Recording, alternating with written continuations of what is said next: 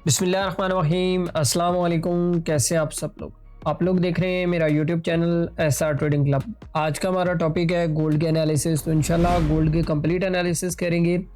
जैसा कि आप लोगों को पता है कि आज हमारे पास बहुत इंपॉर्टेंट न्यूज़ है, एनएफपी है। तो एनएफपी के अंदर आप लोगों को पता होगा कि स्पेशली गोल्ड की मार्केट के अंदर बहुत ज़्यादा मूवमेंट होती है। अब ये एनएफपी क्यों इतनी ज़्यादा इम्पोर्टेंट है, क्योंकि इसलिए भी इतनी ज़्यादा इम्पोर्टेंट है क्योंकि अगर हम लोग थोड़ा-सा चीज़ों को नोटिस करें तो ये एक तो दिसंबर चल रहा है, दिसंबर में अब भी मार्केट जो है वो काफ़ी ज़्यादा वोलेटाइल होती है और सेकंड इसकी ये मेरे ख़्याल में इस साल की जो है वो आखिरी एनएफपी है, तो इस वजह से मार्केट जो है वो आपकी काफ़ी ज़्यादा जो है वो मूवमेंट कर सकती है। एक और इम्पोर्टेंट चीज़ ये भी है हमारे पास कि जब से ये फेड ने ये स्टेटमेंट दी है कि ओवरऑल चीज़ों को जो नेक्स्ट इंटरेस्ट रेट हैं जो कट किए जाएँगे, तो वो आपके न्यूज़ेस को देखते हुए या इकॉनमी की रिपोर्ट्स को देखते हुए जो है वो कट करेंगे।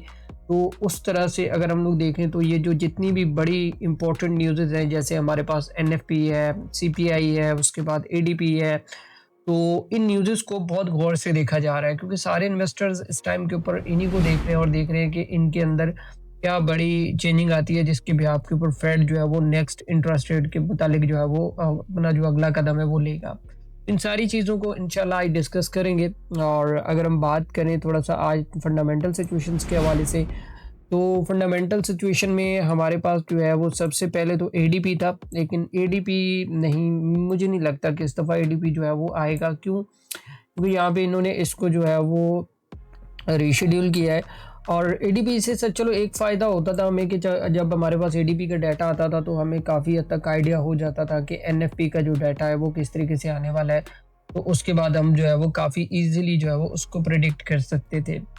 लेकिन रिसेंटली अगर डॉलर्स के डाटा के हवाले से बात करें ना, तो जो जिस तरीके से जितना बुरा अनएम्प्लॉयमेंट क्लेम आया है, उसके बाद सीपीआई का डाटा आया है, तो ये सारी चीज़ें अगर हम लोग देखें तो ओवरऑल चीज़ें डॉलर के हक में नहीं है, डॉलर के खिलाफ है जब से इंटरेस्ट रेट कट हुए हैं। एक तो इंटरेस्ट रेट कट हो गया, ऊपर से मतलब कि एक तरह से अगर हम लोग देखें तो अनएम्प्लॉयमेंट क्लेम का डाटा बहुत ज़्यादा नेगेटिव आया, जिसकी वजह से गोल्ड की मार्केट के अंदर एक पैनिक सिचुएशन क्रिएट हुई है। वो तकरीबन ऑल टाइम हाई जो है वो एक डबल टॉप लगा के आया है।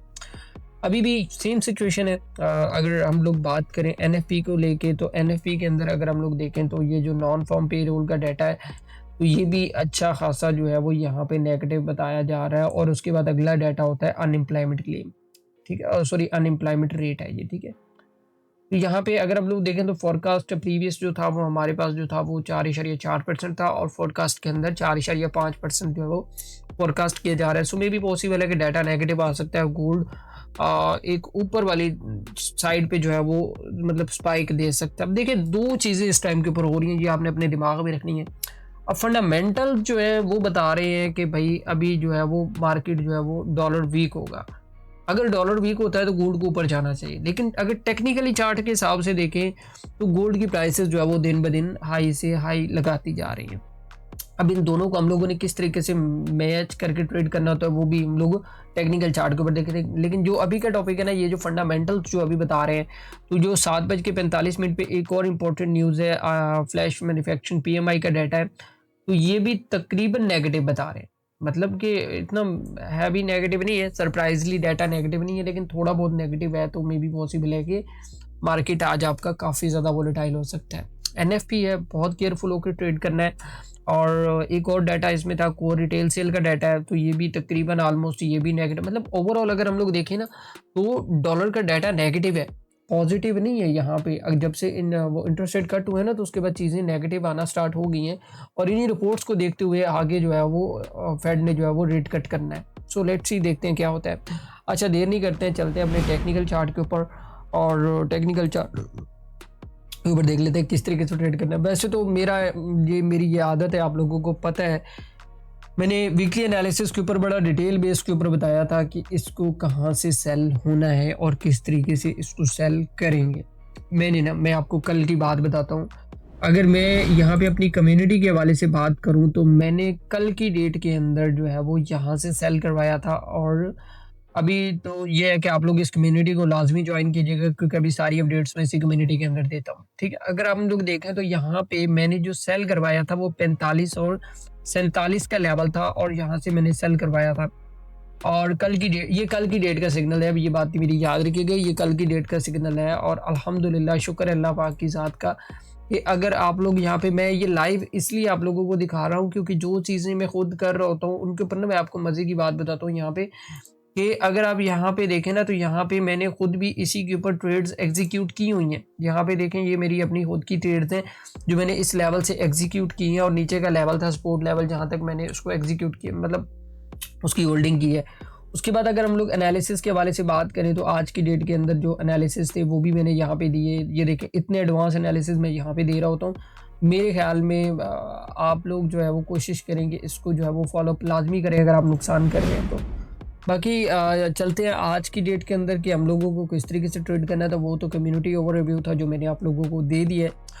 और वैसे तो मेरी आदत है कि मेरा जो एनालिसिस है वो हुआ होता है, मतलब मैं अपना ट्रेड प्लान करके सुबह सुबह ही प्लान करके रख देता हूँ कि भाई मुझे कहाँ से बाय करना है, कहाँ से सेल करना है। ज़िंदगी में ना मेरी एक बात याद रखिएगा कि अगर आपको ट्रेडिंग के अंदर कामयाब होना है या किसी भी काम के अंदर कामयाब होना है, आपके पास वर्क प्लान होना चाहिए कि आपने किस तरीके से करना है, ठीक है। अभी एनएफपी है, तो एनएफपी के ऊपर बड़े मज़ेदार किस्म का सिनेरियो बनने वाला है। मैं जो चीज़ देख रहा हूँ कि अगर हम लोग देखें ना, मैं वही चीज़ आप लोगों को उसके अंदर फंडामेंटल सेक्शन के अंदर बता रहा था कि प्राइसेस जो है वो अप साइड पे जाने की कोशिश कर रही है, ना कि डाउन साइड पे आने की। अगर ओवरऑल अगर हम लोग डेली के चार्ट को देखें तो वहाँ पे अप ही नज़र आ रहा है। यहाँ पे ये छोटा चार्ट है M15 का, तो इसलिए ये आपको थोड़ा फील हो रहा होगा कि भाई पता नहीं डाउन साइड पे आ रही है। लेकिन हमारे पास आज की डेट के अंदर सिर्फ 2 लेवल्स है।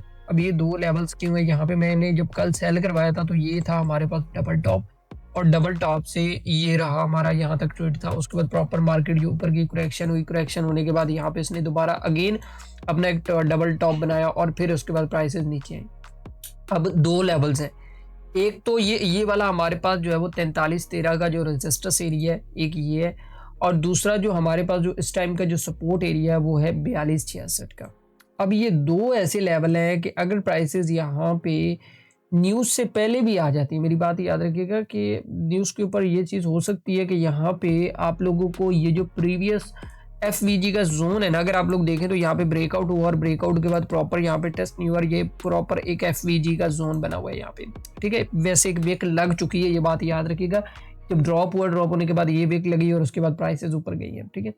सो मे भी पॉसिबल है या तो गोल्ड की प्राइसेस इस लेवल से अपसाइड पे जा सकती हैं, क्योंकि अकॉर्डिंग टू डाटा अगर बात करें, जो डाटा वहाँ पे दिखा रहे हैं, या फिर हमारे पास ये है कि अगर प्राइसेस नीचे आती हैं तकरीबन 42-47 के लेवल पे, और यहाँ पे आने के बाद प्राइस जो है वो यहाँ पे ऊपर जाके क्लोजिंग देती है स्पाइक लगाने के बाद, तो यहाँ से अगेन जो है वो आप लोग इसको जो है वो बाय वाली साइड पोजीशंस को देख सकते हैं। ये सिंपल सा एनालिसिस है, मैंने यहाँ पे कोई इंडिकेटर यूज़ नहीं किया है, that's it's by market structure या ट्रेंड लाइन या हॉरिजेंटल सपोर्ट एंड रेजिस्टेंस के अलावा मेरी आदत ही नहीं है कि मैं यहाँ पे कोई इतने लंबे चौड़े इंडिकेटर लगा के आप लोगों को बताऊँ कि भाई हाँ ये इस तरीके से वर्क करेगा तो आपकी मार्केट इस तरीके से करेगी। देखो, मैं जो चीज़ समझता हूँ ना, जो मैं अपने 8 सालों के अंदर जो मैंने जो चीज़ सीखी है, आप अपने चार्ट को जितना सिंपल रखोगे इतनी ज़्यादा आपकी एक्यूरेसी रहेगी, और जितना बड़ा टाइम फ्रेम रहेगा इतनी ज़्यादा एक्यूरेसी रहेगी, जितना ज़्यादा छोटा टाइम फ्रेम होगा तो आपकी एक्यूरेसी शेक होती रहेगी। बट एक चीज़ मेरी याद रखिएगा कि जो लेवल्स हैं, अगर आप लोगों ने सही तरीके से अपने लेवल्स को निकालना सीख लिया, और सबसे बड़ी गलती यहाँ पे लोग ये करते हैं कि वो लेवल भी निकाल लेते हैं लेकिन उनसे ना सब्र नहीं होता है। अगर वो सब्र करके सिर्फ अपने लेवल्स को आज ट्रेड करना स्टार्ट कर देना, जिनका एक्सपीरियंस 2 से 3 सालों का भी है, तो वो सक्सेसफुल हो जाएगी। क्यों मारे जाते हैं? ये सिर्फ जल्दबाजी की वजह से, और ये जो अनप्रिडिक्ट मतलब कि जो हम लोग फोरकास्ट ही नहीं कर रहे होते, उस तरह की मूव हो जाती है, तो उस टाइम के ऊपर ट्रेडर्स का नुकसान होता है। अब देखिए ना, मैं आपको यहाँ पे एक एग्जाम्पल दिखाता हूँ। अब मैंने ये बात क्यों की है, अगर हम लोग देखें ना, यहाँ पे प्राइसेस पूरा दिन जो है वो यहाँ पे लगा के जो है वो ऊपर गई हैं, और 2 से 3 घंटों के अंदर अंदर पूरी की पूरी प्राइस ड्रॉप हो गई। अब ये वाला मूव तो चलो टेक्निकली था, ये तो समझ आता है, लेकिन ये मूव लो ट्रेडर्स को नुकसान देते हैं।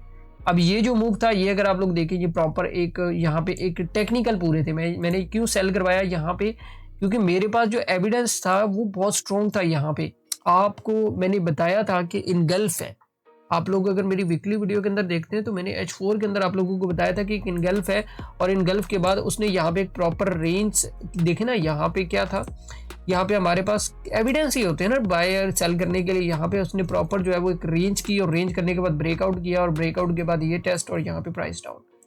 अब देखिए इतनी सी बात है, अभी भी वही सीन है। अब ये एक लेवल है और ये नीचे का लेवल है, दैट्स इट। अगर यहाँ पे प्राइसेस आएंगी हम उसको एविडेंस के हिसाब से इंशाल्लाह लाजमी बाय करेंगे, ठीक है।